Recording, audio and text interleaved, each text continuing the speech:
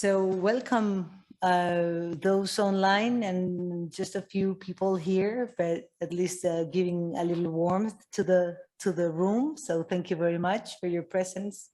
Again, those here and those online, and very specifically my gratefulness or our gratefulness here at ICEI to the four of you who, well, Ángela and Óscar, to have I guess chosen or suggested the ICEI for the presentation of your very interesting books, and also our gratefulness to Robert Wade, who is here virtually for the second time, but he even came when we actually saw each other in, physically before the pandemic. So he's already, used to the space, I guess, that he's come here quite a few times now. And Nuria, thank you very much. Nuria Puig also for being discussant of one of these books. If you will allow me, just for to have the audience a little better informed about what we're going to be doing and about who you are, those participating in the session. We are going to be presenting two books. First, the authors are going to be introducing whatever they want about their books, main ideas, main arguments, etc.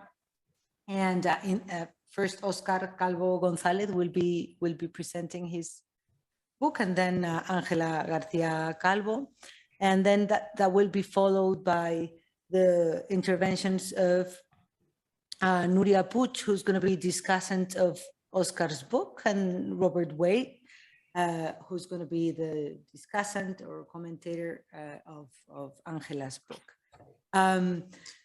Óscar works in the World Bank. He's director of Independent Evaluation Group. He's been there for quite a few years, since 2006, if I'm not mistaken. Before that, he also worked for the European Central Bank and also did consultancy and teaching, or held consultancy and teaching posts. And he has published extensively on many development and growth related topics. And the book that he's presenting today, as everybody knows by now, because of the the flyer, and that's why you're here, is called Unexpected Prosperity: How Spain Escaped the Middle Income Trap. So welcome, Óscar, and thank you once again. Ángela García Calvo is assistant professor at the Henley Business School of the University of Reading, but she has held positions before that in London School of Economics, in the Harvard Kennedy School of Government, UC San Diego Global Political School, the Harvard Korea Institute, and also the Center for European Studies at Yonsei University in Korea, etc. She has also worked as an economist for the Spanish government, and also her publishing or her publications record is, at least to me, extremely interesting, doing research on topics related to structural transformation, industrial policy, technology policy. And sorry, I missed that you also did consultancy work for the OECD and German, UK, and Spanish governments on these topics. And the book that she's presenting today, State Firm Coordination and Upgrading, on the role of government and large firms in South Korean and Spanish upgrading, which very much relates to Óscar's book also. That's why you're presenting together, but I think it's going to be a great, not just presentation, but hopefully, and I'm sure it will be the case, conversation after that between you two also.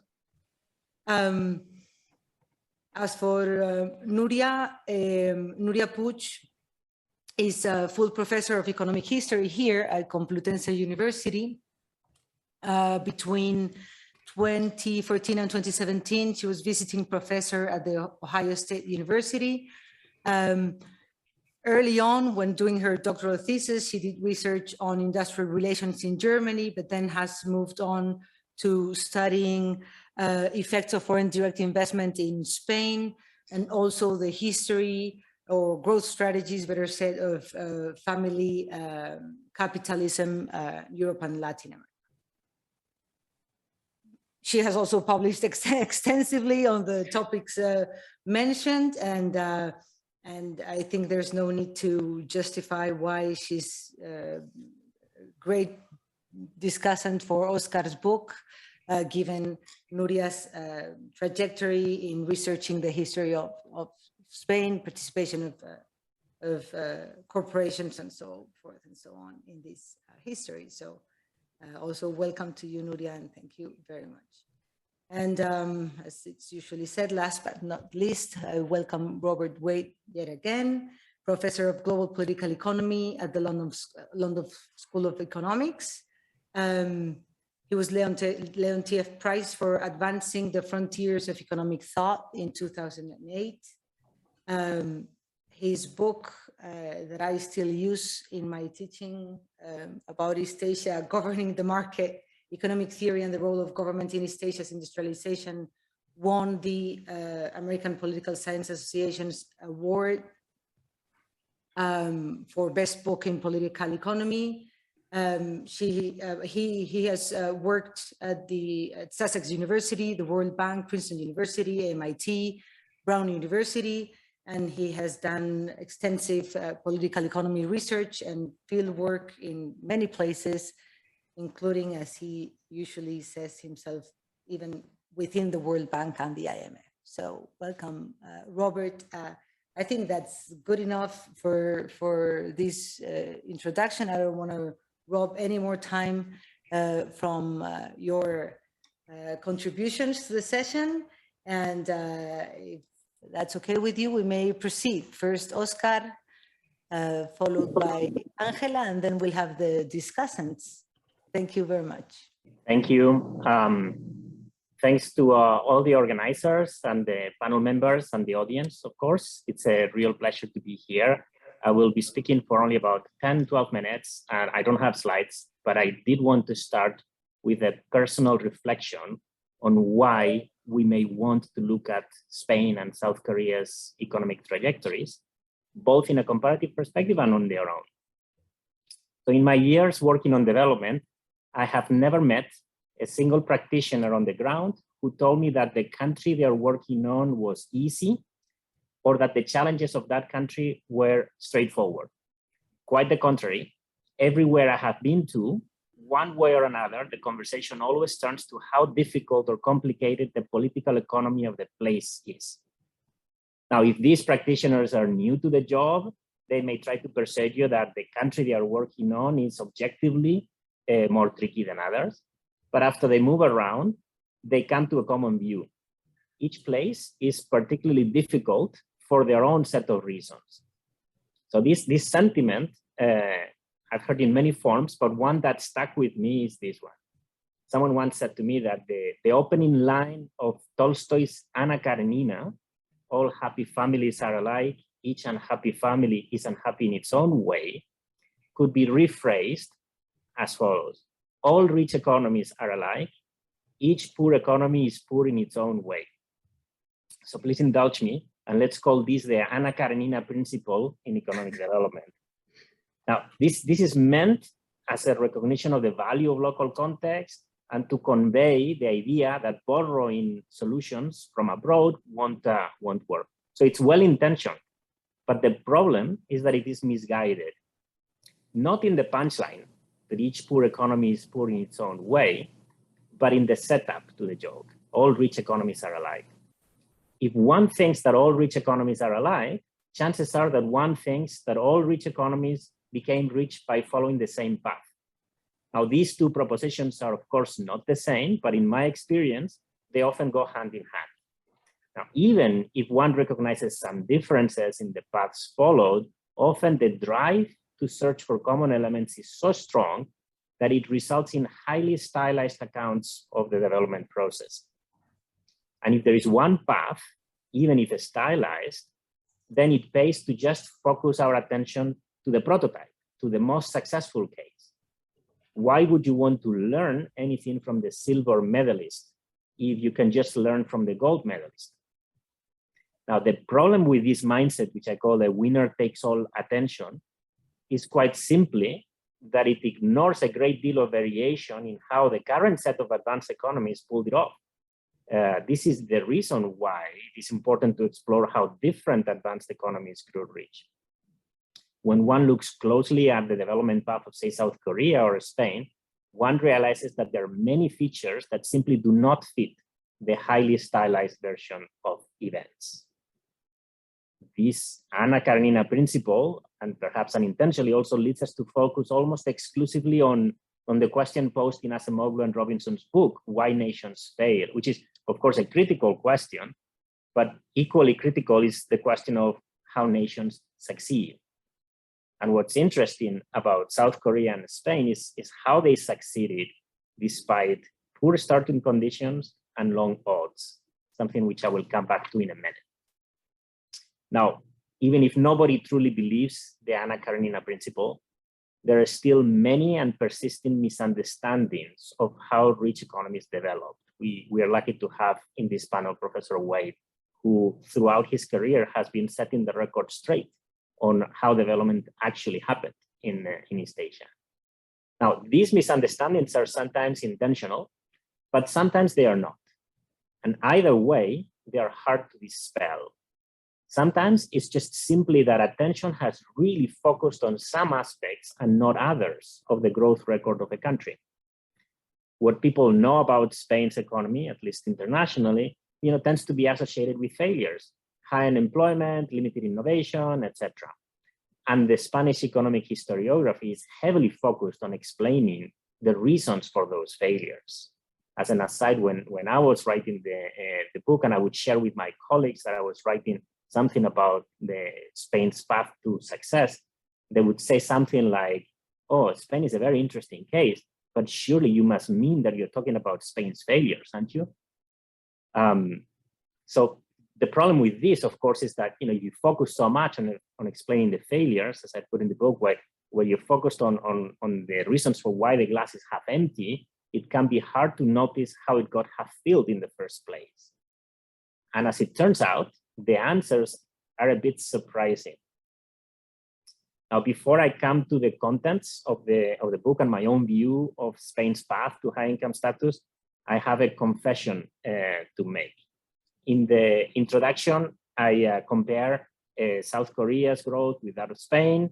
I use this comparison to basically show that Spain's growth from around 1960 to 1985 is as fast as South Korea's growth from 1975 to 2000. It's a very simple chart, but one that actually a lot of people have commented on, saying like, wow, I didn't know about this. Now, and here's the confession. I feel a bit envy that the story of Spain doesn't get the same level of attention internationally that South Korea's does. It's like the silver medalist I was talking about. So I live in Washington, and in my experience, it's very hard to be 6 months in Washington without there being one event, public event in either the IMF, the bank, or a major think tank on drawing lessons from South Korea's development. But I still yet to have to see the first event on drawing lessons from Spain. So in some ways, I wrote this book to try to offer something equally accessible about Spain's economic rise, let's say, for my colleagues. Now, this takes me to my own contribution. I couldn't be happier that Professor Nuria Puig will discuss the contents of the book. I leave it to her to put it in the context of the broader Spanish literature, and I very much look forward to the conversation. But I wanted to say something about why I titled the book Unexpected Prosperity. And let me start with a subtitle, How Spain Escaped the Middle Income Trap. I do believe that the challenges of countries are different according to their level of development, which is also, by the way, one of the starting points of Ángela's own book. Now, whether this is a trap or not is not so important. The reality is that in 1960, there were about 100 countries that were classified as middle-income countries, and only about a dozen of those graduated into high-income status by the end of the century. So this is the first reason why I used the word unexpected in the title. It was unexpected in a statistical sense, so to speak. Now, in the book, I go all the way back to the 19th century in my early chapters, but I center the story, or I start the story around 1950. And I find this useful because if we put ourselves in the shoes of Spaniards in 1950, the future wasn't a promising one. Hunger, shortages of all types, autarkic policies and black markets, a corrupt regime that collected barely 10% of GDP in revenue and spent 1/3 on defense, lack of business confidence that resulted in low private investment. We could go on and on. And crucially, this wasn't just a temporary or a recent thing. Those alive in 1950 were just coming out of a civil war, but this was only the third civil war in about a century. This had been the era of the pronunciamientos and political instability. Governments in the 100 years before 1950 lasted on average one year. And all that back and forth resulted in much economic volatility. Now, to be sure, there were periods of economic growth, but there were many reversals. On average, 1 in 3 years, the economy was shrinking. This is in that period. And as a result, the 100 years before 1950, the economy had been diverging. And this is the second reason why I use the word unexpected. It's unexpected in a historical sense. Now, there is a third reason, and last, why I say Spain's prosperity was unexpected, and maybe probably the most relevant for the seminar today. It's that the path followed was unexpected and has been to some extent misdiagnosed. This is in part because the dominant interpretation of the period that we're looking at, 1950 onwards, basically has taken, to use a label that would be understood in a sense, a perspective, a Washington consensus perspective. So against that frame, the policies adopted had woeful shortcomings: ongoing protection, incomplete liberalization of domestic markets, persistent monopolies, etc. Now, on closer inspection, and this is where the story about the role of the state gets most interesting, in some sectors like the automobile, on which Ángela's book also covers extensively, the growth occurred not despite those bad policies, but because of them. In the automobile industry, foreign investors were attracted to the fact that the domestic market was heavily protected. And similarly, the growth of the domestic car parts industry didn't happen spontaneously. It was aided by local content requirements, for example. But just like in Ángela's book, I don't see a dichotomy of state versus market as the main story here. In fact, what I find most distinctive about the period is that much of the policy tinkering, which is the phrase I use in the book, was effective at increasing the competitive pressures and the benefits that come from greater contestability in markets. So you have the story on the car industry where these requirements to export actually provide that sort of like a assurance that these are going to be efficient undertakings.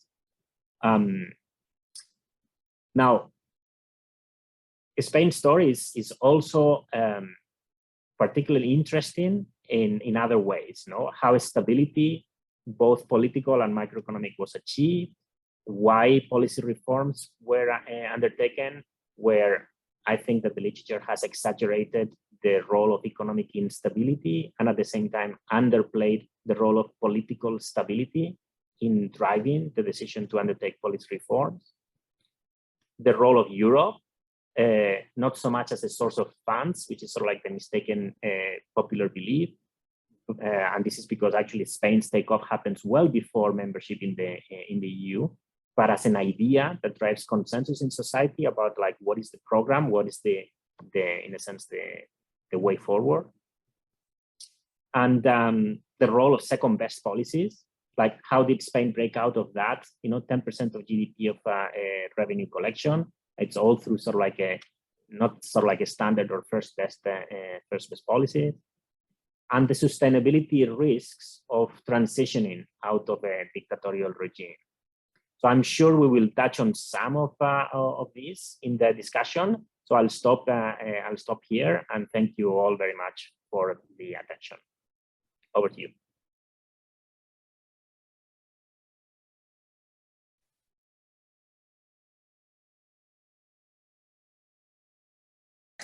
Thank you, Óscar. Ángela, if you want to share your slides, yeah, you have the floor. Thank you. All right. So thank you again to Clara and Rafael for hosting us and for giving Óscar and I the opportunity to discuss and present our work. And of course, also to Robert and Nuria for providing the comments. I mean, I really look forward to the conversation. I think as Óscar mentioned, our books are very, very much compatible. And there are a lot of elements in common. The interesting thing is that mine starts a little bit, mine picks up after his end, so to speak, right? In the sense that he looks at the starting point of economic takeoff in Spain, and mine looks at the period from the 1980s onwards. So not so much industrialization, but the transformation of these two countries from industrialized to advanced economies. Whoops, let's see. And I'm going to start with, I also start with an international or comparative perspective. I'm sure you've all seen variations of this picture. And so it shows some of the issues that Óscar already touched upon, which is this idea that very few countries have become advanced economies in the past 40 years. I just wanted to point out that when I'm talking about advanced economies, I'm not using the World Bank definitions, but actually I'm using I'm putting a higher threshold in the sense that I consider an advanced economy one in which the GDP per capita is higher than 50% of the US. So it's a little bit higher. So the World Bank equivalent would be 20% of the US GDP per capita, which is still, that means it's still fairly low. But the story is the same, right? There's only a handful of countries that have managed to do that transition. And if you look at countries that not only have raised their GDP, but actually managed to host at least one firm that is globally competitive and sits at the top of a global production network, of a global value chain in a skilled, capital, and knowledge-intensive industry, then the number of countries that have managed to do that shrinks even further. And you can pretty much count them with one hand. So out of those countries, I decided to focus on the transformation of Spain and Korea. And so why is that? Well, first of all, when you look at the trajectories of growth, you can see how the two countries really stand out relative to others that were at a similar starting point in the 1960s. And you can see the trajectory follow a similar pattern up until the 2008 crisis. The other salient feature that I thought was important is that the two countries are relatively large. Both have about 50 million people, and that means that in order to really increase growth and move the needle there, you need a system that is scalable and provides support for upgrading across a variety of sectors with different needs and with different characteristics simultaneously. Otherwise, you wouldn't have had this type of pattern. And I think that makes Spain and Korea interesting in a more analytical sense. Meaning that, well, it's not just something that happened and that is intrinsically in one aspect of the economy, but it's systemic, and therefore, it may be easier to glean some lessons that other countries may want to review for their own processes of transformation. Another aspect that I thought was interesting is that there's a pattern of there are patterns of similarities and differences in Spain and Korea that I thought made the analysis fairly interesting. And both countries suffer a crippling internationalized civil wars followed by right-wing dictatorships. And the two countries, well, industrialized or really took off from the 1960s pretty much at the same time and on the basis of state-directed planning that fostered the transformation of a similar set of mature manufacturing industries, such as chemicals, the automotive sector, the steel industry, or shipbuilding. I think it's very interesting that those sectors were so similar in the two countries. However, when you start to look at how the two economies progressed from the 1980s, what you see is diverging in terms of production specialization. When one thinks of Korea today, the firms that come to mind and the sectors that come to mind are in manufacturing. So it's Hyundai, Hynix, Samsung Electronics, and in fact, manufacturing still accounts for about 29% of the Korean GDP, which is fairly high. By contrast, Korean services have not really fared as well. The situation is reversed in the Spanish case. There has been a huge contraction of manufacturing capacity since the 1980s. Today, it accounts for roughly 12% of the Spanish GDP and about as much employment. By contrast, the types of firms and the types of industries that have done well in the Spanish case are in complex services such as telecommunication services, banking, civil engineering, electricity, and so on. So you see that type of reverse pattern, which I thought was very interesting from an analytical perspective. So this situation led me to frame the book around two main questions. So first of all, I wanted to understand how did Spain and South Korea become advanced countries, and why is it that the two follow different patterns that led to diverse production specializations. And what was interesting is that the two of them were successful, right? So it speaks a little bit to how Óscar was talking about how there seems to be a notion that there is a best practice or one pathway to development, but actually here we see two, and very different, and then relatively successful in both cases. So just to explain it a bit, the analysis is qualitative in nature. It's based on very detailed case studies of three industries that are upstream and therefore have an impact in a number of other industries around them, and that are important to the economies of both Spain and Korea, which were banking, ICT, by which I mean telecommunication services and telecommunications equipment, and automotive. The analysis takes a historical perspective. It starts in the 1980s when the two countries, there's a sort of economic and both political cutoff at the beginning of the 80s in the two countries, and so therefore that's when they start.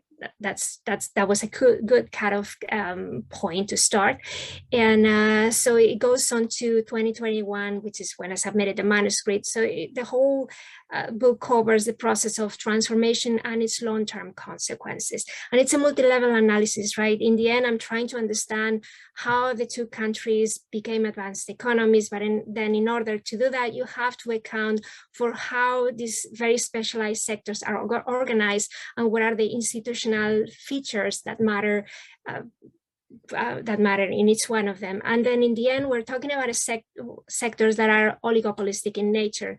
So in the end, it's really about a small number of very large firms that really count and that really drove this process. So when I was doing that, I was setting up my own exploration in the context of two types of explanations that were out there. The first, the liberal perspective, and the developmental state literature. Now, both of them are useful in the sense that they do explain several features of both Spain's and Korea's transformation, but not particularly well, or not fully. The liberal perspective, well, anybody that knows anything about Korea, yes, knows that there were three waves of liberalization measures in the 1980s and the early 1990s. However, those same people will tell you that the implementation was not always very full, right? So it was haphazard. It was not those measures that were in paper were not really implemented.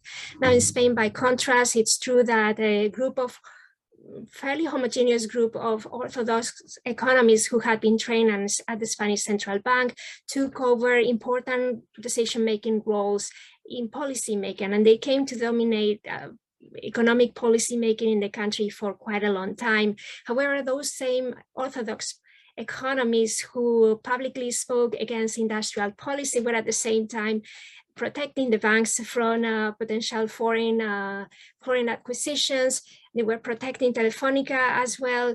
They were also protecting certain strategic industries such as the defense electronics. So the liberal perspective doesn't quite explain all of these elements. Same thing with the developmental state literature, right?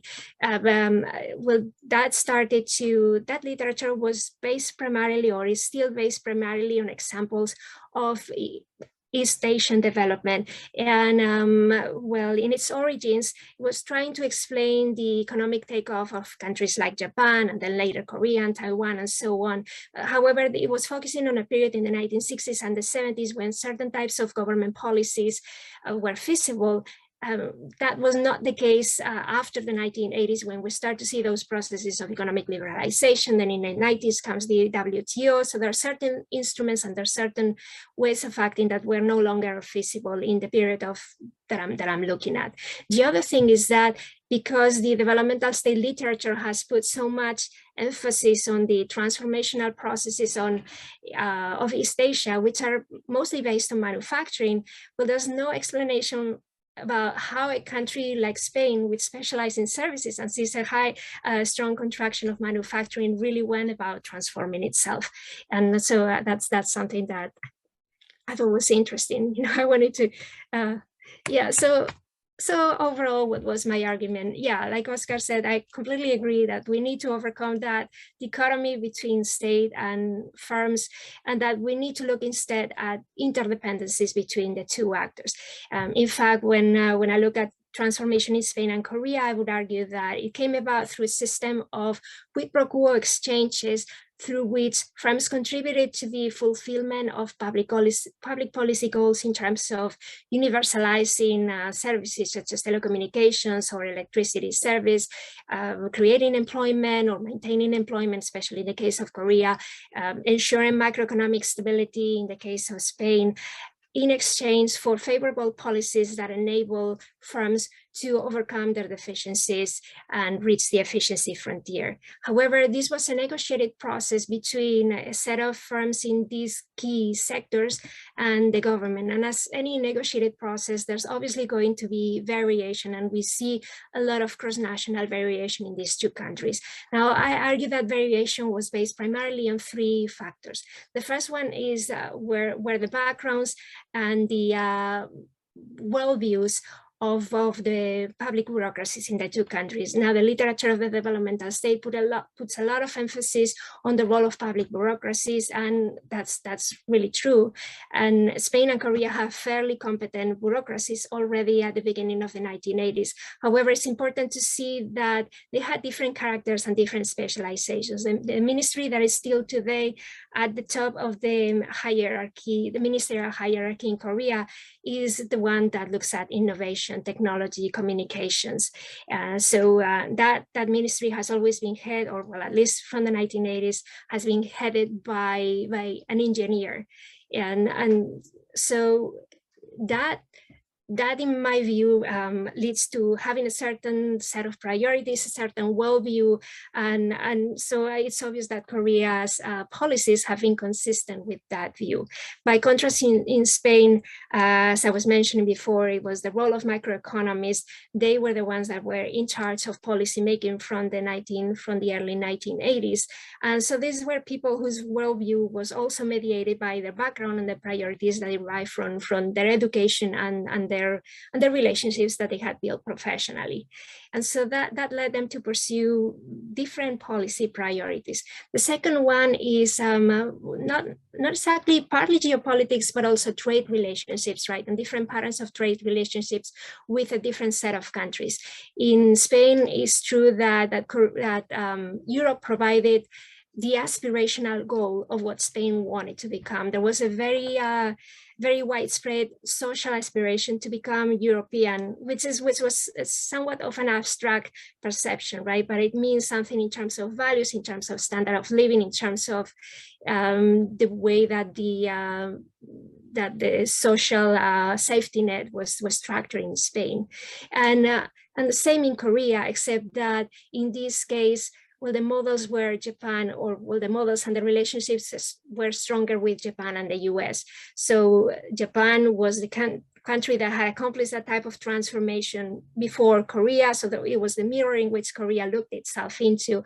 But also the relationship with the US was fairly important in the sense that, for instance, in the early 1980s, the US was starting to outsource electronics production, so providing an opportunity for Korea to step in and enter the industry. After the Plaza Accords in 1986, Japan was also moving that market, leaving room for Korean automotive manufacturers to enter at the lower end of the industry, filling that gap that Japan was leaving. So what I mean is that these relationships really create a set of opportunities, set of goals that shape the types of strategies that these two countries ended up following. And the last one would be existing national production structures. And Oscar was already alluding to that in the sense that in the 1960s and the 70s, so it's true that Spain and Korea tried to foster the development of a similar set of industries, but they didn't always use the same set of policies. And the automotive industry here is a good example in the sense that, so the goal for Korea is to produce their own car and to have their own automaker. And in order to do that, what they did is that they put a number of, well, there were important barriers to foreign direct investment by foreign automakers and imports of finished vehicles into Korea. By contrast, imports of parts and components, which were essential to the production of the finished products by Korean automakers, were facilitated. The result was that, yes, today Korea has Hyundai, but until the mid-2000s, the parts and components industry was fairly underdeveloped, and the quality was not always up there with international competitors. Now, the situation was very different in Spain, right? So what Spain did is that it focused on attracting foreign direct investment, and even today, in Spain, it has a large automotive industry, but all the manufacturers are foreign automakers. By contrast, what Spain did is that it imposed local content requirements and imposed tariffs to the imports of parts and components. So the result was that, well, Spain doesn't really have an OEM today. Seat was bought by Volkswagen in the 1980s, but on the other hand, it does have a thriving parts and components industry in which local firms are among some of the largest in the world. So in the end, because of all these factors and the negotiated process that went on, the two countries pursued two different pathways to upgrading. I define Spain as one based on foreign direct investment, attracting foreign direct investment into the country, outsourcing a lot of technological development, and integrating within the European market. And then by contrast, I define Korea's process by one based on trying to achieve high levels of self-sufficiency and technological autonomy.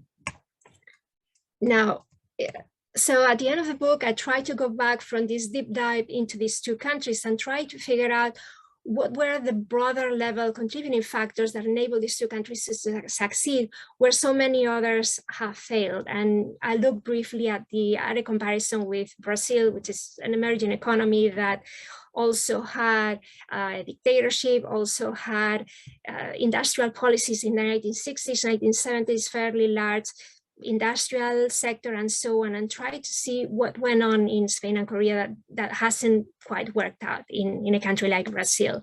And what I observed is that what was very important in Spain and Korea and was not there in Brazil is that there's a very significant overlap between the objectives of policymakers and those of the business elites in the country. So remember that Spain and Korea don't really have a lot in terms of natural resources. So therefore, the business elites concentrate in industries that require high skills, they require innovation, they require know-how. And so those were aligned with the types of policy goals that the government set for itself. So there was a good, that was a good ground for cooperation between policymakers and business leaders. The other thing is that both Spain and Korea have very clear ideas of what they wanted to become as countries. And it was not just something that policymakers shared, but there were those ideas were very broadly shared by society as a whole. So Spaniards wanted to be Europeans in the 1980s and 1990s, and Koreans, well, wanted to accomplish something similar to what Japan had done. So there were very clear models that they were trying to follow. And that is important because it wasn't just a process that was driven by the politicians of the day, but actually by society as a whole and their aspirations. And societies, to a large extent, and these countries were becoming democratic in the 1980s, were able to hold politicians accountable and keep them on track.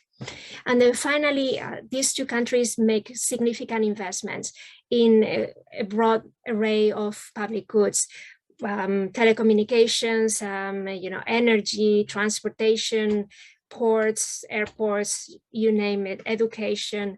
So there's a very significant change, and that is sometimes missing, I think, in today's emerging economies. So I think that's really all for my part. I'm looking forward to the discussion and the comments, and so thank you so much. Thank you, Ángela. We're gonna now give the floor to Nuria. So we're moving from one book to the other, and I think it's going to be a great discussion and a great conversation after this. Thank you very much. Nuria, I think you've got your microphone closed still. Don't keep your expectations too high. As I've had a messy morning and night, so which means that I will rely more than I intended to on my notes. I hope you don't mind. So, good afternoon, everyone. I am truly thankful for Clara's and Rafa's invitation to discuss this book, Óscar. Let me tell you that I met Óscar in the late 1990s here at Complutense when he was an Erasmus student at Leicester University. And then here at ICEI in the early 21st century when he had just completed his PhD. And we invited him to a seminar to assess 50 years of the US-Spanish agreement. I hope you remind us, Óscar. So I feel very, very old because you are already a grown-up man, right? So I have followed Óscar's research ever since, but it has been by reading this book to which I have devoted a full week. I was really very much into it, and also by the prospect of working together in a project and of course learning from you. So I'm very much excited about this. So my plan is to start with some general comments on the book, then I will focus on its contribution to Spain's economic history, which is my field, and then I will move on into some insights into the history of economic development as practiced by economics historians, since this is, I guess, the main concern of this meeting. So the book provides 300 pages of good research and writing, which is a lot to say in these days. It's a timely, or I understood it as a timely invitation to revisit the Spanish miracle, as we used to call it. That is the accelerated growth of the 60s above all. I don't know if Óscar has been able to read two recently published books because they came after your book, but both provide a new look at Spain's economic and social modernization during the mid-20th century, and partially they are in tune with your own insight. Now, one book is the collective essay on Spain's economic transition, edited by Joseba de la Torre and Mar Rubio. As one of the contributors, I went through an intense discussion at the very beginning about the chronology of that transition. So there was a discussion whether we can consider that the narrow political transition is the only period that we can make coincide with the economic transition. Some of us defended that development had started long before, so it was probably the most complicated part of the volume. But the interesting thing, or beyond that, what the book offers, and that's why I'm mentioning it, is that that's research on the political economy and the economic actors of these years. Let's say roughly the 60s, from the 60s through the 80s. And there is an interesting note by the editor, by José de la Torre, that the dominant narrative of these years, those of the political transition, is that of a generation of economists that were directly involved in the decision-making process. And this has permeated our whole narrative of Spanish modernization, right? Going beyond the political transition. Now, the other book is by José Luis Villacañas, a professor of philosophy here at Complutense, La Revolución Pasiva de Franco. I don't know if you read this. Óscar, that is Franco's passive revolution, and relying on both, he's a philosopher, relying on both Machiavelli and Gramsci, Villacañas argues that the social and economic basis of the dictatorship started to change once Franco made sure that the Republican opposition was smashed, and also when he realized that the Allies were not going to invade Spain. This was in the early 50s.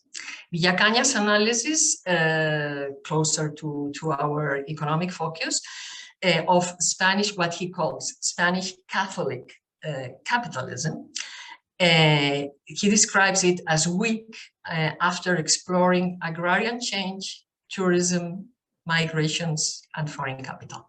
And I think this is particularly insightful when reading this right before or after Óscar book, which is what happened to me, right? Now, going to the economic history of Spain, I can only consider this book as a first-rate contribution to Franco's Spain in particular. And I was wondering as I read it, if we still need, as we did back in the 50s, 60s, and 70s, if we need the outside view. And also the democracy generation. Óscar, if I'm not wrong, you were born 1 year before Franco died, right? So if we don't need this to come to terms with the past and assimilate that Spain's amazing transformation, if unexpected, took place under Franco's rule. So the books underlying Óscar's book, book's underlying idea, as in the case of Villacañas, is that political stability predates economic reform and growth. Since political stability was reached in the early 50s, overlapping with American assistance and the international rehabilitation of the country, Franco turned his attention, that's a strong point in your book, his attention to the economy. Economic reform, therefore, started at home before the stabilization plan. Now, Óscar has made a wonderful job at reviewing both the classical and new macro economic history literature. As he notes, scholarship remains strongly influenced by the generation that is emotionally connected to the dictatorship, and also by main authors that were insiders themselves. From this perspective, the book is challenging, that's clear. Now, my main criticism, or I hope contribution, is that there has been a lot of good research going on outside the narrow, and I would say increasingly narrow, boundaries of macroeconomic history. So just referring to two areas that I know a little bit better, that is business history and the history of international relations. What we see here is that there is new evidence and comparative evidence as well about the fact that the large family films, for example, that have been at the forefront of Spain's internationalization were established in the 50s and 60s, which could seem a bit startling, right? These firms benefited from protectionism, early developmental strategies, as you explain in the book, as well, of course, as personal favor and corruption, for sure. Now, business historians have also explored the trajectory of former state-owned firms turned multinationals.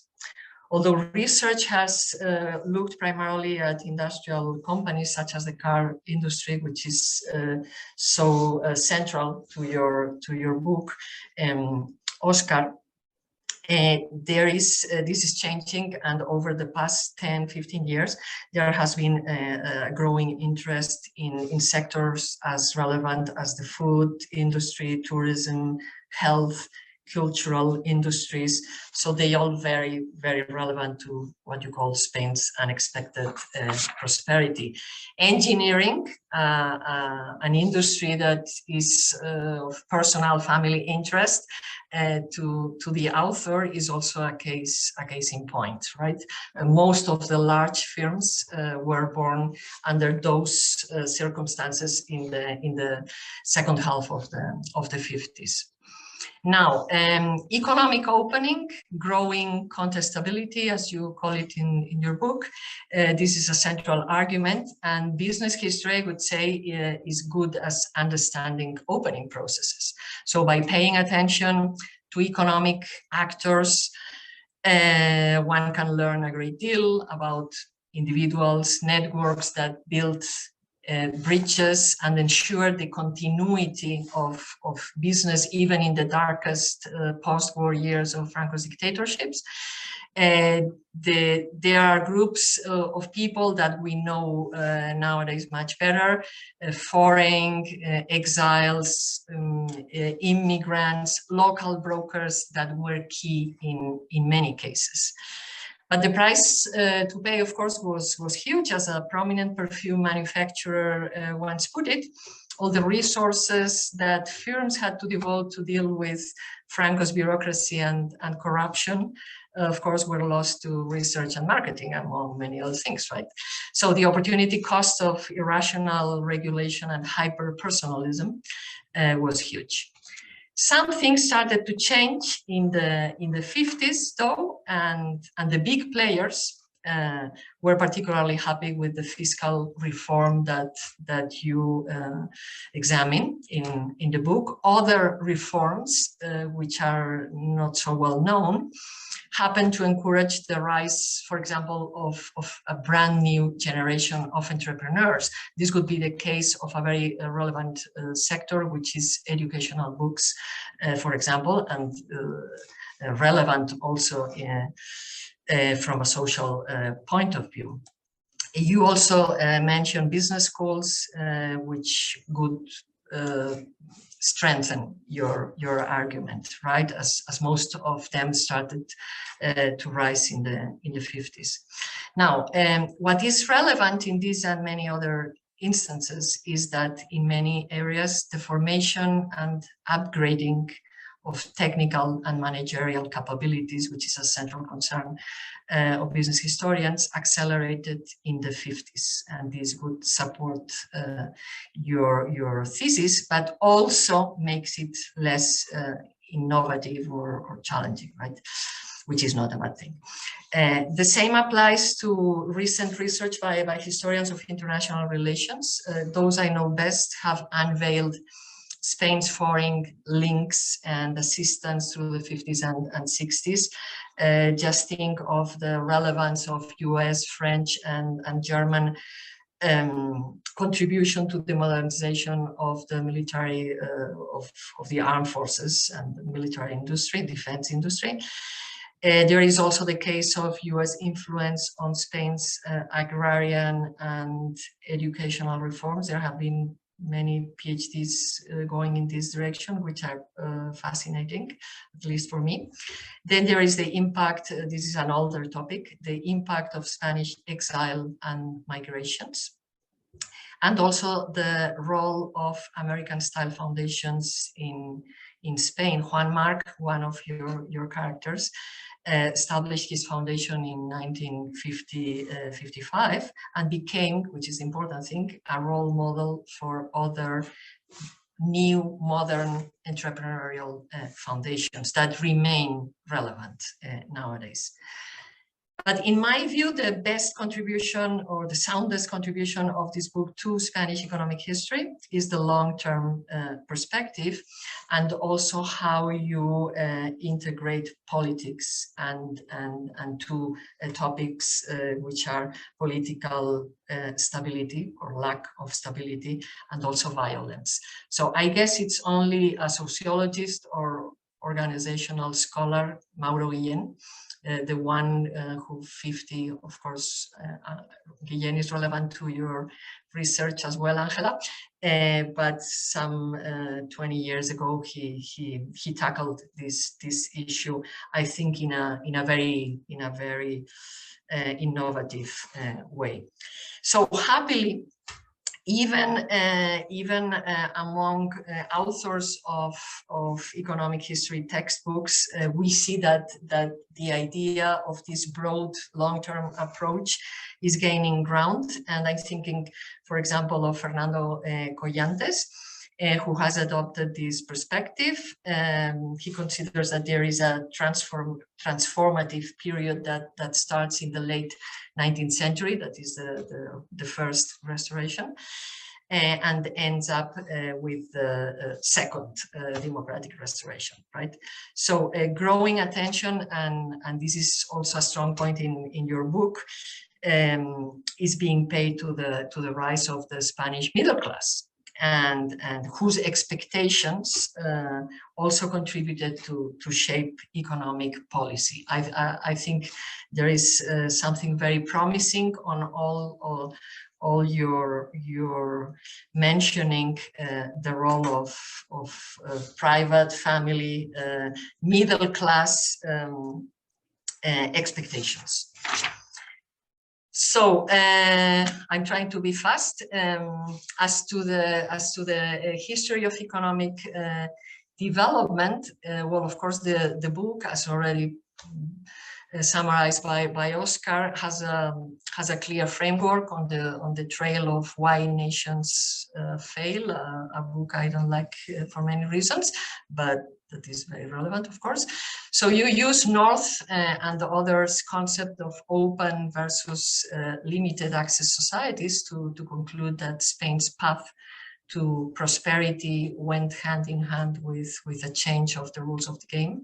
So the transition from a limited access to an open access society with many shortcomings that might have increased in the 21st century. But as stated throughout the book, growth occurred not in spite of bad institutions, and you have mentioned in your opening summary, not in spite of bad institutions, but because of them. So the main challenge would have been that of making improvements within a limited access order. And of course, this is a very fruitful idea. Now, Óscar's research is also built on Alexander Gerschenkron's unique path of backward economies. Now we can complement it with the Anna Karenina's principle, and also on Albert Hirschman's insights. There is no more Gerschenkonian crowd across the world and Spanish economic historians, thanks primarily to Gabriel Tortella and his master, Rondo Cameron, I guess. So I can't say how popular Hirschman remains among development economists, but I have missed or maybe overlooked a very useful concept, which is that of developmental coalition, that is so popular among political scientists, because the group of technocrats that the book places at the center of economic and administrative reform from the 50s through the 70s did actually build or help build and lead a development coalition, and this is the core of your research, if I understand you rightly. And so I wonder why you didn't build on the concept, since it was a complex, changing, unexpected coalition that ended up designing the development plans that you want to be researched and reassessed, right? So I guess that the concept is promising in the Spanish historical context. Now, such coalition relied on confidence and business confidence, which was central to your early research, if I recall rightly. It was also central to Franco's new interest in economic matters, and also to the growing role of the institutional, or some of the institutional entrepreneurs inside and outside the administration that you track down in the book. So the key question, of course, is how this confidence was generated.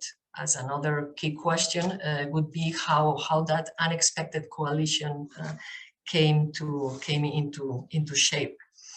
Confidence that you have mentioned at least 3 times in your summary was also crucial to the development of financial markets, a topic that is secondary, or seems secondary, to your research, maybe because it's one of the topics that has been attended traditionally by historians, but it's closely related to the proactivity of some local bankers that is a strong part of the story that you are telling us, this optimistic view of Spanish development, and also would explain the readiness of foreign investment banks to operate in Spain in an extremely hostile context. I'm referring to the pre-stabilization plan period, right? Now, that development coalition sheds light, of course, on Franco's industrial strategy. There is a growing interest, for obvious reasons, in industrial policy now among Spanish economists and historians. There are some recent books like that by García Ruiz. You argue that competing views within the government encouraged change and growth. This was part of the Machiavellian attitude or behavior of Franco. And this fits the story of the car industry that the two of you have mentioned for sure. It seems to me that a promising line of research lies in the changes introduced in scientific policy, also in the late 50s, providing incentives to public-private partnership or state-firm coordination, as it was called in the official literature of the time, right? Now, economic development requires structural change, which takes us to agricultural reform. This is key not only to Spain's economic backwardness, but also to the country's tragic history. The dominant view among 21st century historians is that Franco imposed a technocratic reform against the structural reform that were advocating the Republicans. And there was a strong assistance by the US government that was interested in Spanish agriculture for many reasons, right? Geopolitical as well, of course. So the chronology supports your main argument, and I really don't see why you don't pay more attention to this very relevant issue, as most of the Spanish population in the 50s were relying on agriculture. And the Plan Badajoz, just to mention a pet project, was started in 1952. So again, this fits perfectly your long-term perspective and your more optimistic approach to Spain's path to prosperity.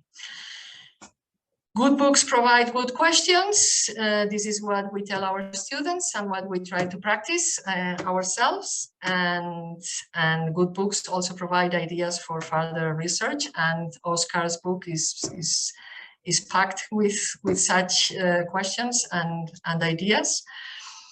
There is a strong, and this was nice for me to read, a strong vindication of the role of technocrats and well, you are a technocrat, right? May we call you a technocrat yourself?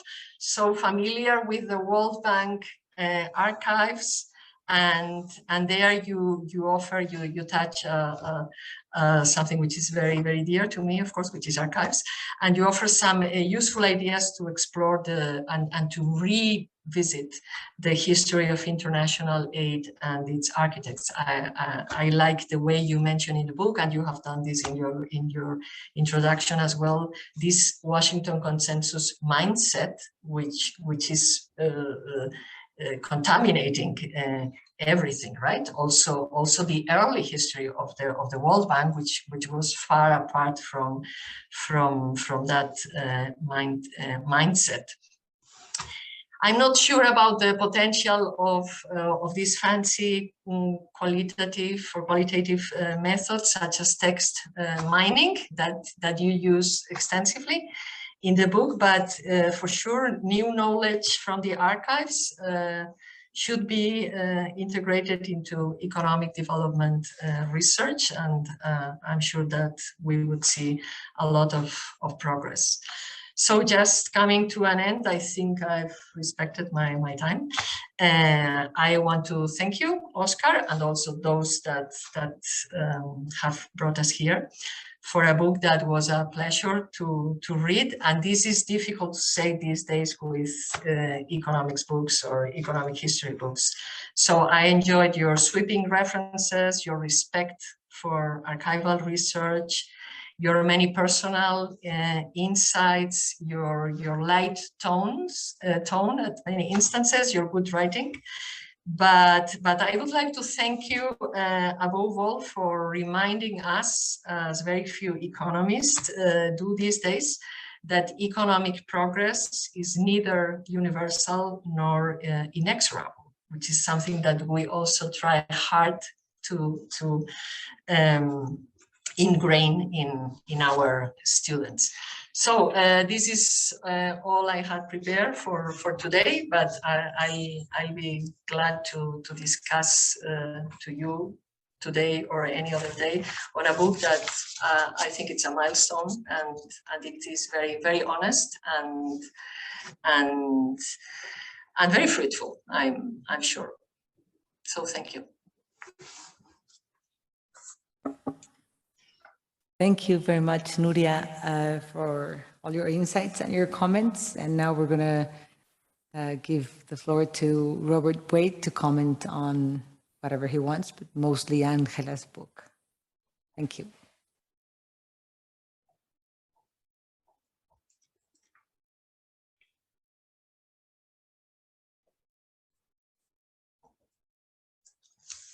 Robert, I think you have your microphone closed. We're not hearing you.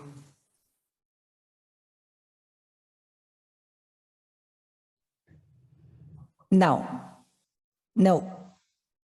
Try again.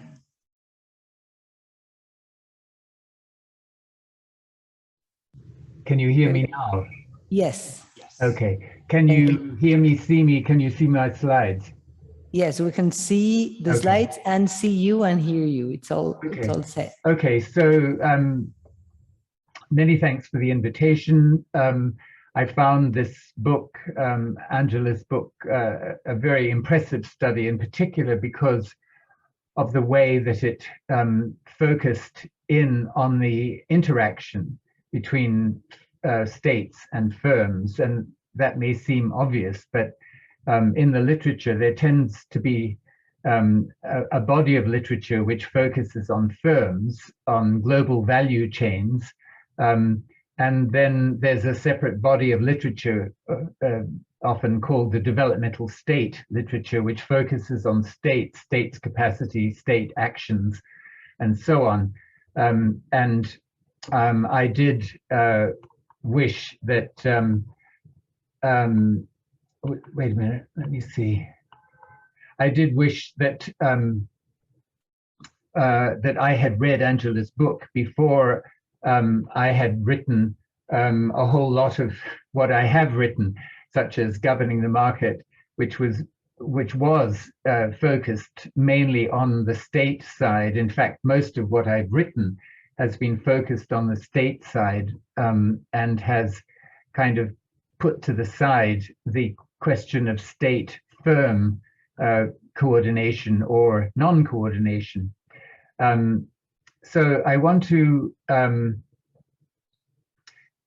begin by talking about the larger context of the Spain-Korea comparison and pick up on a point that Ángela makes. Now, this is not a main point of Ángela's study, but it did trigger a response on my part. Ángela says that the fact that South Korea and Spain and just a few others have crossed the threshold to advanced status challenges what she calls the conventional understanding that the world economy is bifurcated into advanced countries and developing countries. She says that's the conventional understanding, that there is this bifurcation. And my response to that statement, which she makes more than once in the book, is that actually today I'm struck by the conventional that the conventional understanding is that the distinction between developed and developing countries no longer holds. It is obsolete. And the reason it's obsolete is because so many developing countries have become developed or almost developed in the last several decades. This is part of the narrative that the development project has been a big success.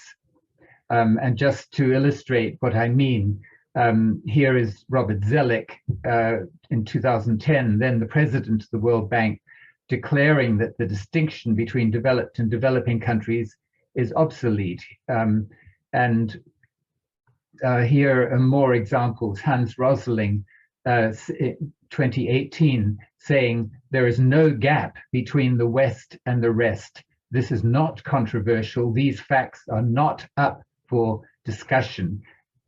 Remember that. He's saying there's no gap between the West and the rest. I don't think he's looked at the evidence very hard. But Bill Gates, too, the world is no longer separated between the West and the rest. And this kind of understanding is echoed by the World Bank, by the WTO, by Steven Pinker, by Duncan Green, my colleague here, and many others. And I think it's important to understand that there is a politics behind the claim that the distinction between developed and developing countries is now obsolete.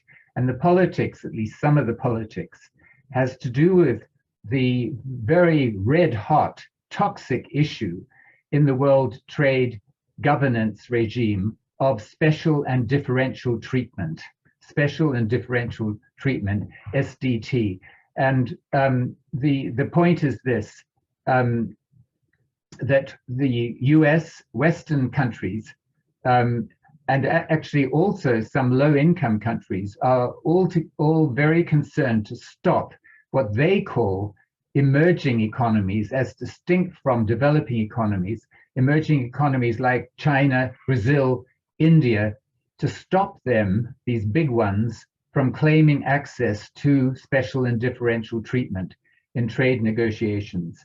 Whereas China, Brazil, India insist that, one, they are developing countries, that there is this broad category of developing countries, which is somehow distinct from, opposed to developed countries, and B, they have a fundamental and unconditional right to special and differential treatment in line with the founding principles of the Doha Development round.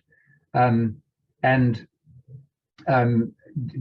the Trump presidency, a White House memo made this point. The WTO continues to rest on an outdated dichotomy between developed and developing countries. So my point is that it is more the conventional understanding today that this distinction is outdated than is the conventional understanding that the distinction holds.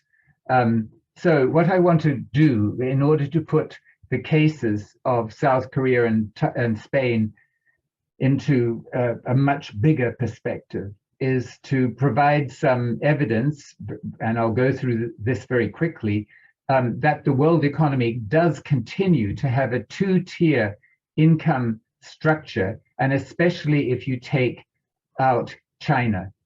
And I am really struck by the fact that the evidence that I'm going to show you is not generally known in my subject, my broad subject of development studies. It should be. This evidence of the two-tier income structure of the world economy should be, but is not, the starting point for international political economy, for development economics, for international economics, and so on.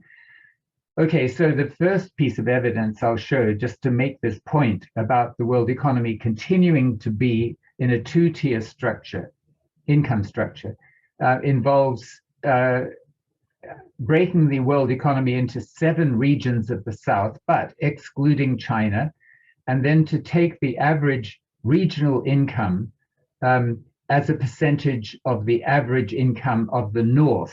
So this is the North Atlantic plus Japan, and for the period 1970 to 2017.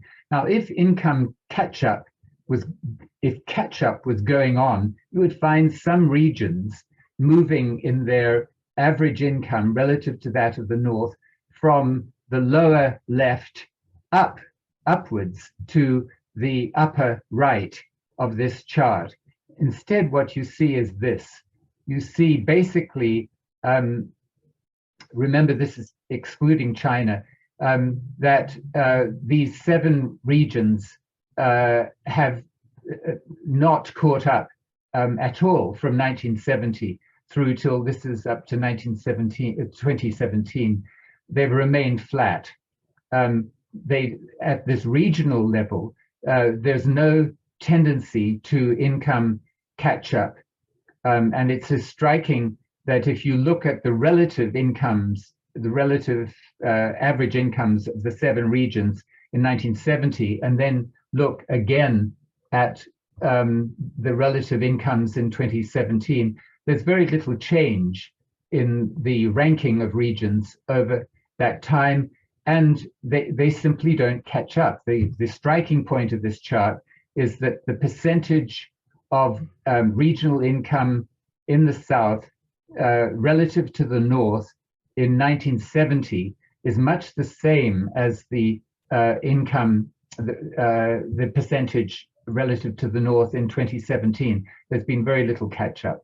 And now I want to just very quickly run over some slides showing individual countries to make the point that overall there's been very little catch-up, which puts the case of South Korea and Spain into this larger perspective. So the successful region is Northeast Asia, and you see in this chart, which goes up it goes from 1950 to 2010, and it shows countries in terms of their average income relative to that of the US.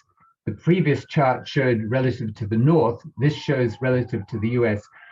The top grouping is Northeast Asia, so Japan, Singapore, Hong Kong, Taiwan, South Korea, and then down below you see a slower catch-up, but still some catch-up. But even in 2010, the Southeast Asia, the highest, this also includes China down here at the bottom, but these countries are still, by 2010, only up to 30% of that of the US average income. But this is the successful region. especially Northeast Asia, but also to some extent Southeast Asia plus China.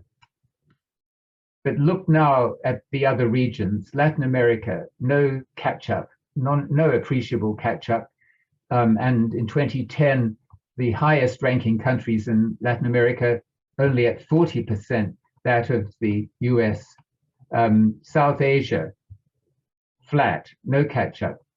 Africa, flat, no catch-up, and very, very low. Russia, Eastern Europe, decline after 1980 or so. And I think there's a direct line, at least a more or less direct line from this chart to Russia's invasion of Ukraine. We won't go there, but there is a connection here. Óscar referred to this same set of evidence from the World Bank about the so-called middle income trap. 1960, 101 middle income economies by the World Bank definition, and by 2012, only 13 had moved up to high income. And quite a lot of those 13 were very questionable cases, like Equatorial Guinea is one of the success stories, so to speak. Many of the others are tiny little economies. So really the big picture here is that very few significant economies with significant populations have moved up in the past half century from middle income to high income. There's more IMF evidence using a different methodology, which comes to the same conclusion. So the evidence supports the metaphor of a middle income trap or a glass ceiling in the world economy, and also a glass floor beneath the developed economies. And I will skip that one. So to get at this, to put this big picture in another way, we can ask the question, how many non-Western, that's important, non-Western countries have become developed in the past 200 years, past 2 centuries? And the answer, I think, is less than 10. And most of those 10 have small populations. So my list would include Japan, Russia, Hong Kong, Taiwan, South Korea, Singapore, Israel, and maybe 1 or 2 others. And so looked at in the large, the big picture is that the catch-up project has not been particularly successful. The macro trend since 1950 on a world scale is income divergence.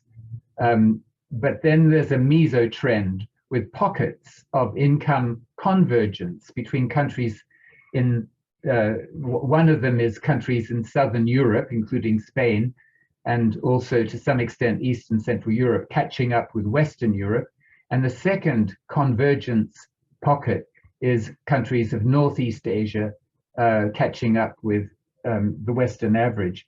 And so that puts Spain and Korea in broader context as part of the exceptional convergence trend. So that's the big picture. Let me say something about Ángela's argument about Spain. Ángela emphasizes that Spain's upgrading strategy included upgrading in complex services. This is particularly since 1980s. Upgrading in complex services like banking, but not manufacturing. And very importantly, complex services treated as final products. So banking treated as a final products industry, not as an industry seen as providing inputs to manufacturing. That makes a big difference with Korea and with Northeast Asia. Second emphasis in Spain's upgrading strategy, integrating with the EU, with the national project of becoming 100%, 110% European. And thirdly, doing so by attracting FDI, and fourthly, by importing technological innovation. All these things make a big contrast with Korea, as we'll see. So let me raise a question. Ángela emphasizes upgrading in complex services as a major cause of Spain's upgrading. And what I wonder about is how important, how causally important to Spain's income catch-up was or were several other things. So one of the causes and that's the focus of Ángela's book, complex services upgrading. But what about physical proximity, simply physical proximity to Western European growth centers? This could be called the ink blot effect. That is, the fact that Spain was very close to relatively high and stably growing Western European centers, that in itself would have given a propulsive impact to Spanish growth. And then secondly, access to vast European structural funds. Now, Óscar said in passing that structural funds only became important well after Spain had taken off. But there is a question of how important were structural funds in the period that Ángela writes about. And when I saw Ángela's emphasis on complex services, I thought that finance, insurance, real estate, the FIRE sectors typically have very low research and development. So if you think that research and development is important for upgrading, then you wouldn't necessarily look at the FIRE sectors as leading sectors. And it is striking that Spain's emphasis on complex services goes with very low national R&D to GDP expenditure. For example, 2018, Spain's R&D spending relative to GDP was 1.2%, and Korea's was 4.5%. Okay, so Korea was exceptionally high, but Spain's 1.2 was exceptionally low relative to Western countries. It's about the same as Greece. Portugal was higher, Italy was higher, the UK was higher, and so on. So that's really a question. How important was the mechanisms that Ángela talks about in complex services relative to these other larger factors? And let me just present this chart about the ink blot effect. This chart shows a number of Eastern Central European countries in terms of their GDP per capita in 2019 on the horizontal axis, and their distance, the distance of their capital city from Frankfurt on the vertical.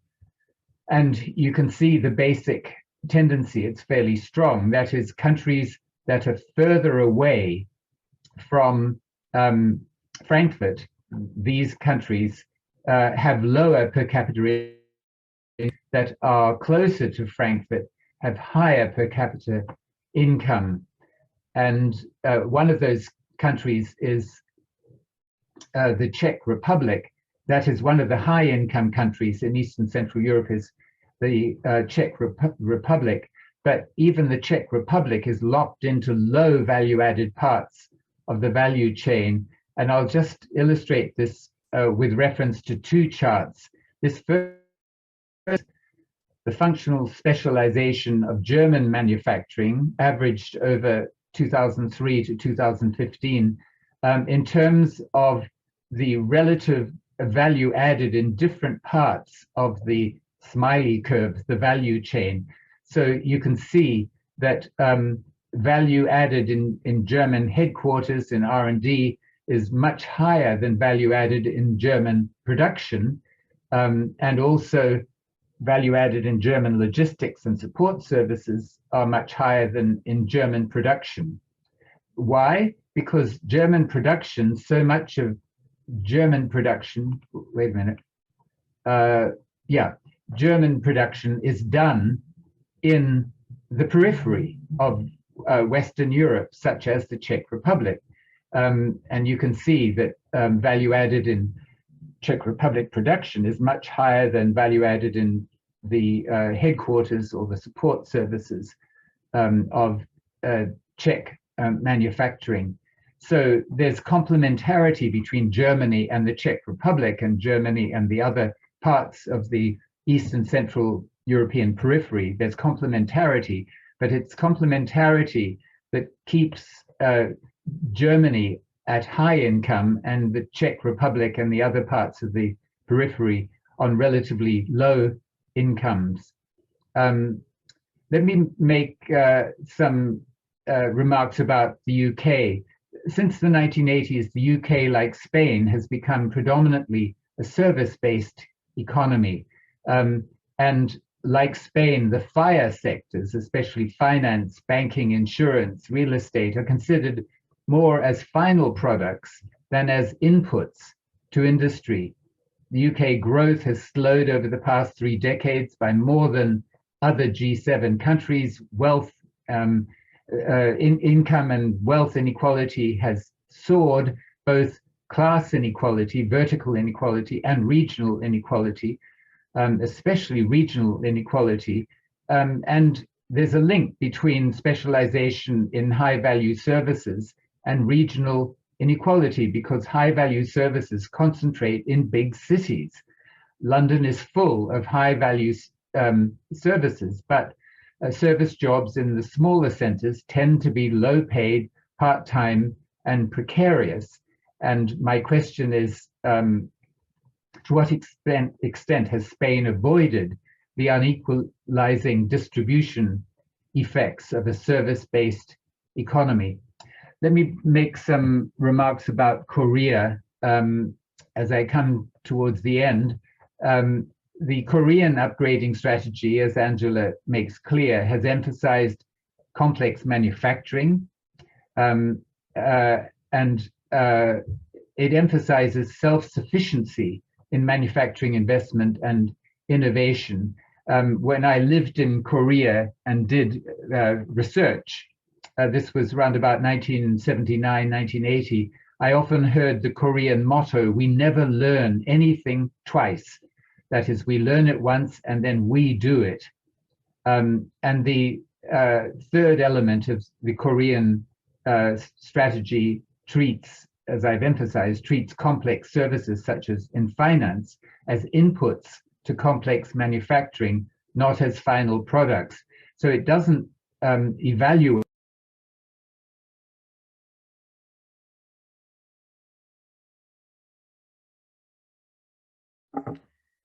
He seems to have technical problems. I guess he'll be back soon. Let me write an email just in case he can, although I guess he'll be trying to get back. Yeah.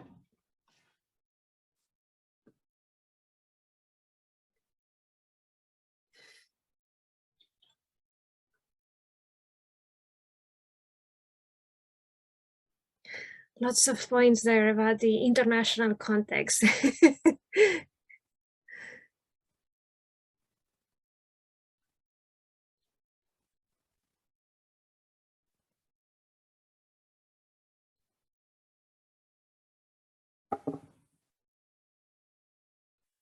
Let's see if he's back in, let's say, 1 minute or two, and otherwise we'll keep on talking and let him come back when he comes back. Finish whenever he's back, yeah.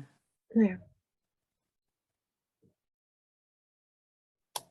But Oscar, well, while we're waiting, Oscar, I think you make the point that the structural funds and European membership was not as relevant to Spain as some people make it to be, right? I think that was. Yeah, I mean, although I fully understand the point that I'm making, the argument about an earlier period, so to speak. But it is one of those things that are most commonly misunderstood. One of the reactions that I was having when writing the book was like, but there's nothing to explain. Spain obviously is in the right neighborhood. You know, it just happens to have be in the right in the right place at the right time and get all these funds. And I think the message, at least I try to convey, is that the story is much more nuanced than that. And of course, Europe plays a role, but it plays a role as an anchor in terms of ideas, not so much, at least at the beginning. Then later, of course, access to the market and those funds are not unhelpful. But the other point to make on this is, like, in a way, growth in the golden age was, so to speak, overdetermined. There were so many reasons why it was a good time. But Spain had those periods in the past and missed out on those periods, or at least did not grow sustainably in those periods. So as sort of like when you take a longer term view, there is still something to explain as to why is it that Spain was able to latch on to the sort of a golden age, but not to previous episodes of growth in the West. The distance to Frankfurt from Madrid remained the same in 1850 and in 1950. Yes. It's also kind of interesting, right? Because at the same time, yes, it's true that Spain lived in the right continent, so to speak. But at the same time, Robert was mentioning all these countries in Central Eastern Europe, and they are closer to Germany than Spain is, and some of them have not done particularly well. So I think the European effect is ambiguous. There has to be something else. I think I would agree, yes. I have no answer yet, so I guess we can open the floor to Q&A and comments, so you can keep on with the conversation. I don't know if the authors of the book want to have a round of replies, and then we'll open the floor to anybody that wants to kick in.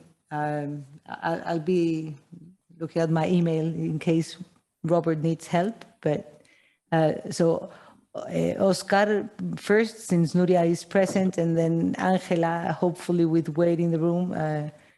Let's have a little reaction on your part. So I just want to thank Nuria. I think that, so many very good points. I could have touched on a lot of other things, and I didn't. I think that when I completed my PhD, my supervisor, Nick Crafts, had this saying, which was like, you don't finish your PhD, you submit your dissertation. And I have exactly the same feeling about this.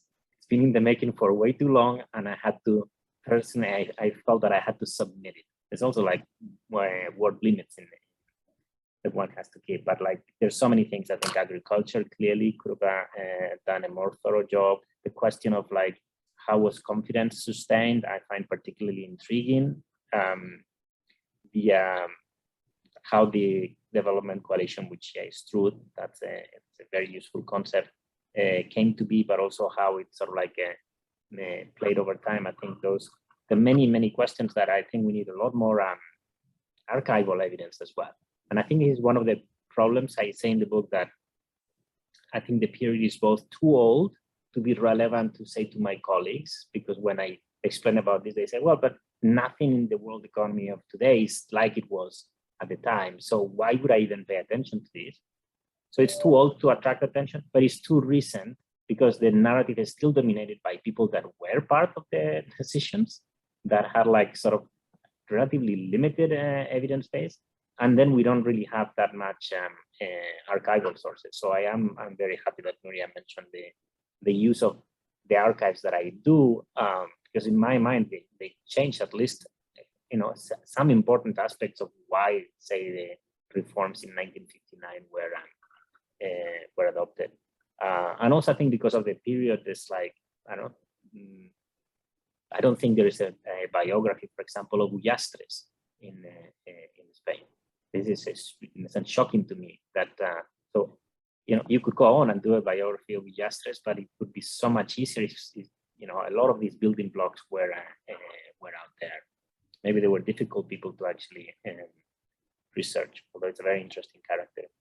I did want to say one thing, and you're going to get all the feeling that we're all literary buffs at the bank, but The chart that Robert Boyd was showing from 1950, I've seen many times shown from 1900 for Latin America. Augusto de la Torre, former chief economist at the Latin America region, calls this chart the 100 years of solitude.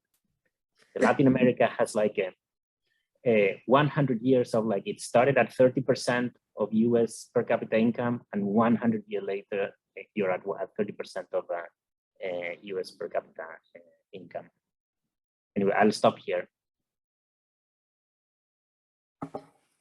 Angela, I'm so sorry that you don't have your partner present in the room, but if you wanna still answer something or comment something, and we'll open the session to Q&A after that. Actually, I had a question for Nuria, because she mentioned that one of the areas that has not been really studied is the impact of changes in technology policy in the 1950s. And I'm interested in technology policy, generally speaking, but I really don't know too much about what you were alluding to. And, I'd be interested in understanding a little bit more what you were referring to. And I'd like to know more about that, if that's okay. Sure. Well, there was an early line of research by José Molero and Miquel Buesa, focusing a lot on the role of the state in Spain's poor research policy, etc. But in the last years, with new evidence, there have been interesting publications about scientific policy.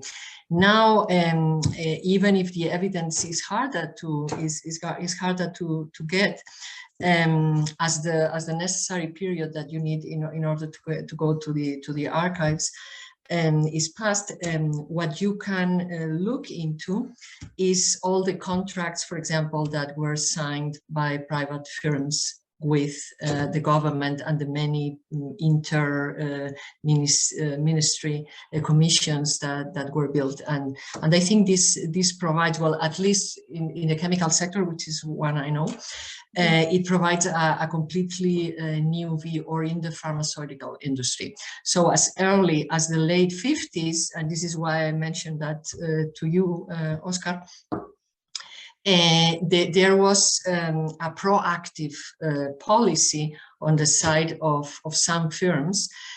With this, of course, they also tried to avoid taxes, needless to say, but there was an interest in advancing and so changing, so to speak, the rules of the game, and this was a major step.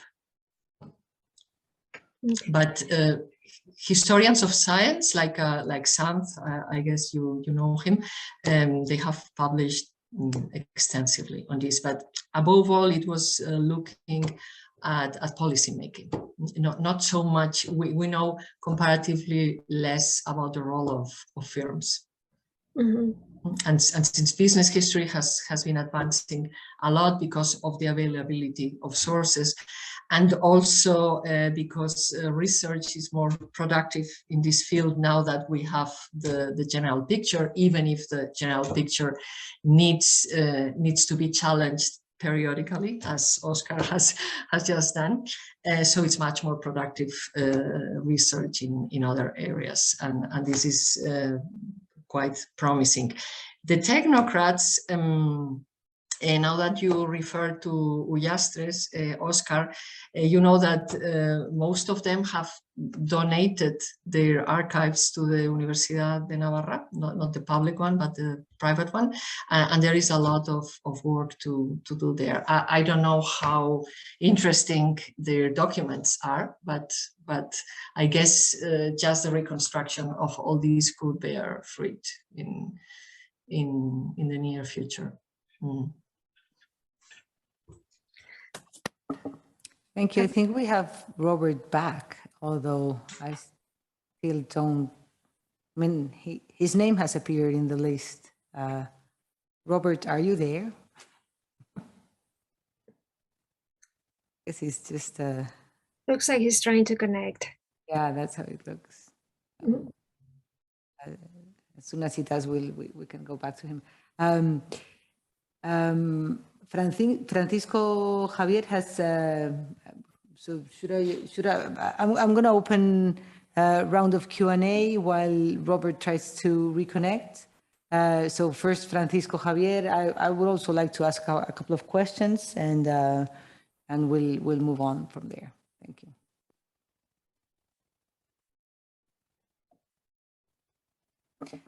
In any case, questions, let's try to be concise since it's already 10 to 6. Time moves Can you quickly. hear me? Can Yes. you hear me? Yes? Yes, but very low. Can you switch on? Increase the volume. I try to close because I don't have a mic. It doesn't work. Can you hear me now? Yeah, we can understand you. A little better. Nuria mentioned Professor Molero and Buesa. I was working with them as well at that time when we studied the development between quotes of the Spanish economy in the 50s, the 40s, the 50s, and the 60s. And we published many papers that unfortunately are not known by you both, and how it was a technological dependent growth pretty similar to some Latin American countries. And I think Robert Wade made the point so that the development of Spain, between both the word development again, is in Spain was thank you first to a dictatorship. So that is, you have to mention that in the 40s, in the 60s, and in the 60s and mid 70s. And then it's explained like the development of Chile, or maybe in Brazil or in Argentina in some periods. I'm not comparing exactly the economies of Argentina, Brazil, or those countries with Spain. And the second factor is was Spain was close to Europe. And that explains the growth of Spain and as well Italy or Greece. And then you can avoid that. And comparing with South Korea, Korea is technologically advanced. Spain is technologically underdeveloped. I think it's very difficult. I am very sorry because it's very difficult to criticize or even to say something about two books that I haven't read, unfortunately, and I am keen to read your books. Yes, I am making my judgment, my statements on the words that or the speeches that you made in this session. So sorry if I try to I have to to give importance to all the work published in very good journals, by the way, that Professors Molero, Buesa, and myself did and published in the 70s and in the 80s. Thank you. Thank you. I think we have Robert back, but I don't know if he can manifest. No, still no, looks like.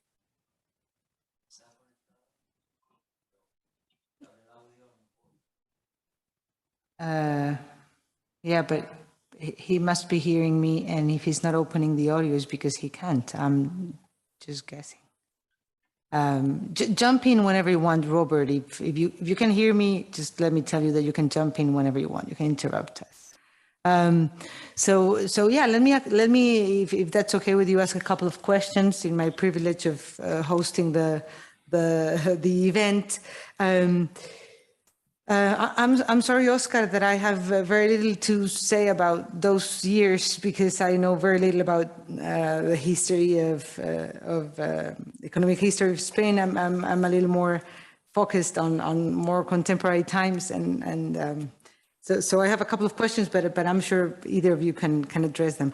I'm a little concerned or interested in this issue of services, even if advanced services as levers of overall growth and development. As you yourself said, Ángela, development has scaled or growth has scaled. It's not a matter of a few niches.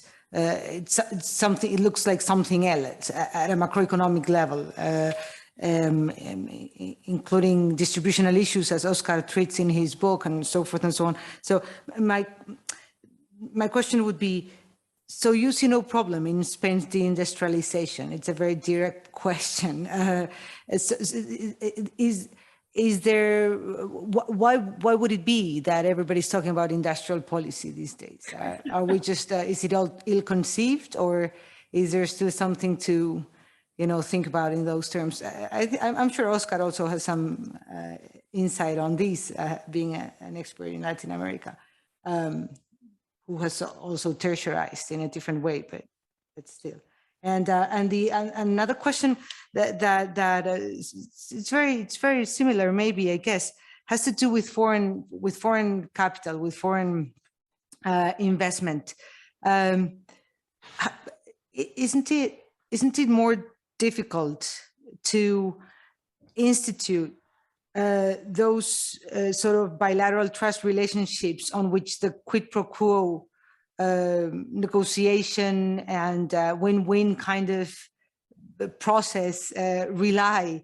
Isn't it more difficult both on services and also maybe in the case of foreign investment? I mean, in other words, isn't it easier to build development coalitions with local or domestic capital instead of with foreign corporations? But once we're already there, what do we do? I mean, because as I don't know, sorry, somebody mentioned, growth and development are not a ended process. We're not going to fall into poor countries in your charts, probably, hopefully, but still, there's still a lot to do, or at least to sustain. And once we are tertiarized and we rely on foreign capital for many important sectors, those institutional bases, how isn't it a little more complicated?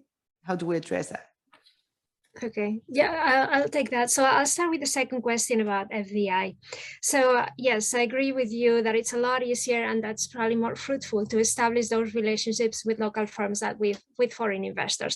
There's always, I mean, local firms tend to develop their competitive advantages at home, and they build on the institutional advantages that whatever their national system provides. So, and they have their headquarters there, so they have more of a vested interest in the country doing well and them doing well within that country than a foreign investor has, right? Because a foreign investor can always have, even though there's sunk investment, they always have an easier option out than a local firm. So yes, I completely agree with that. And it's true that there's a lot of foreign investment in Spain already. So the question is, what do you do then?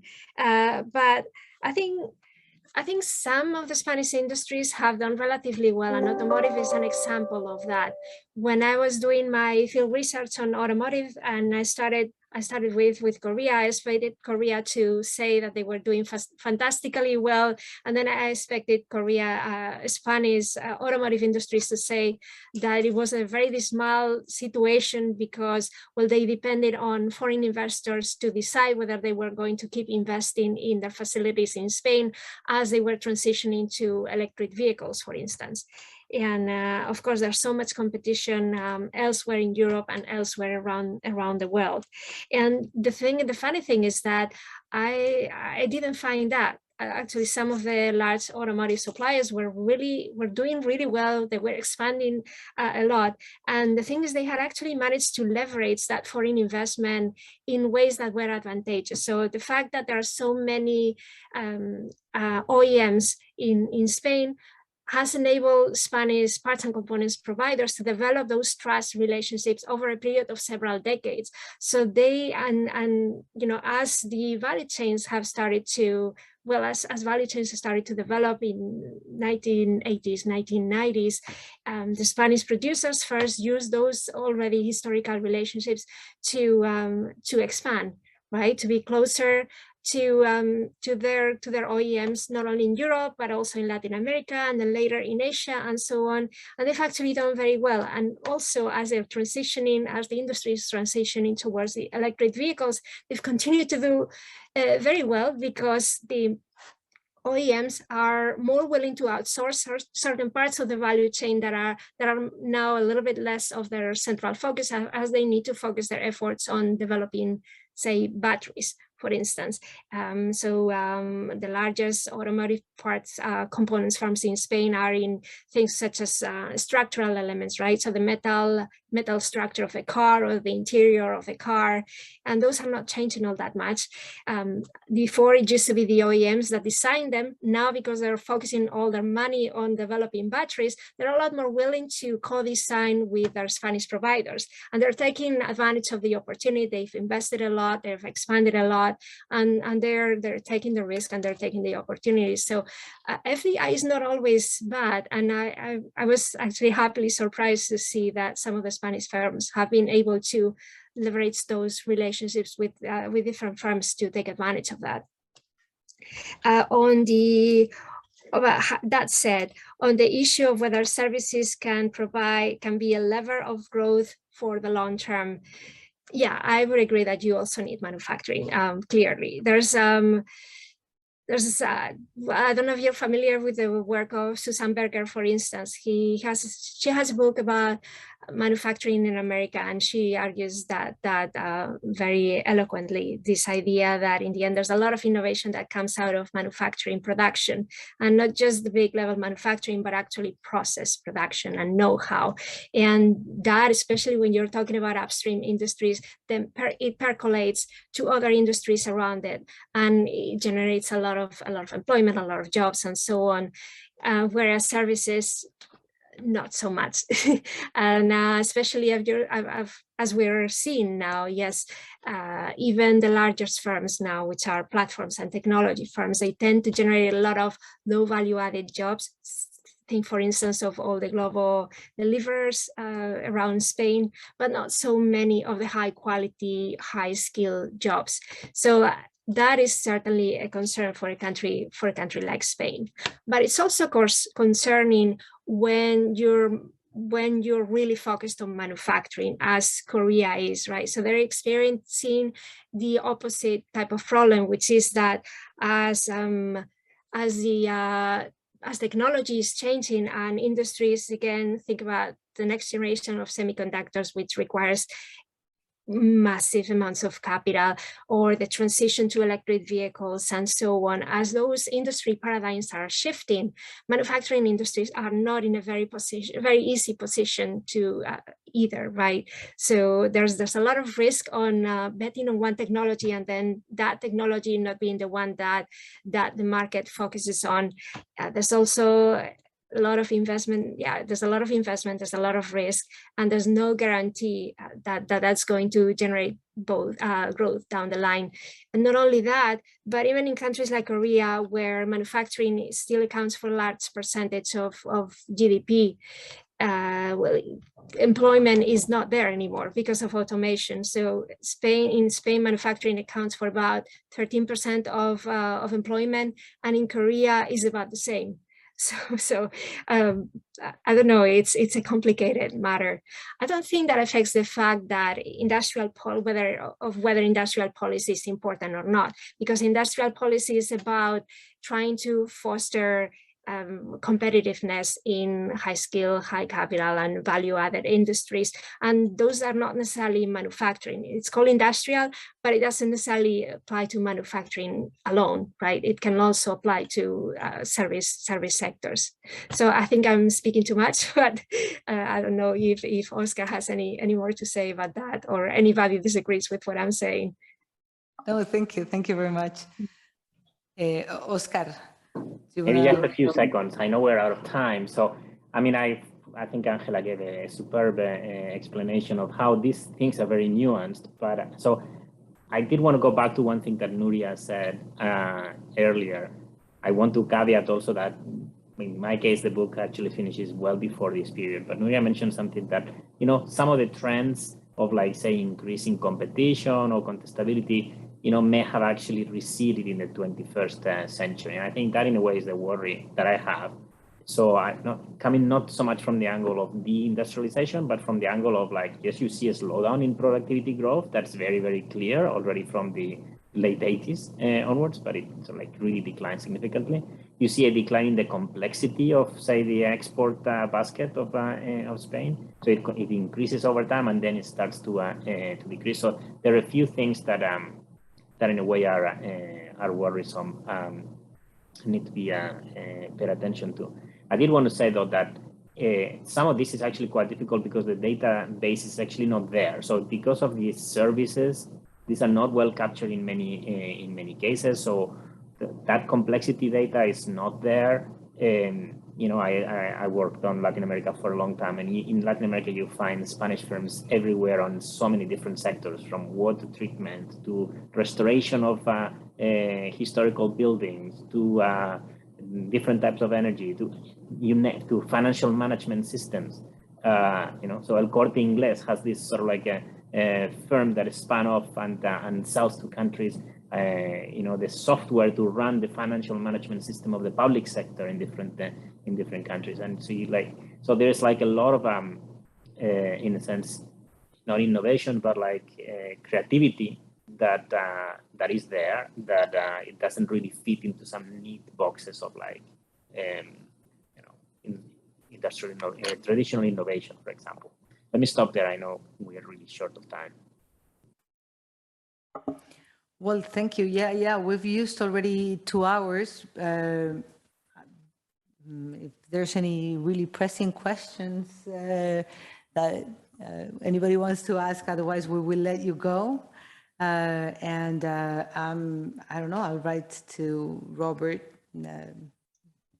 saying thank you and goodbye also from everybody.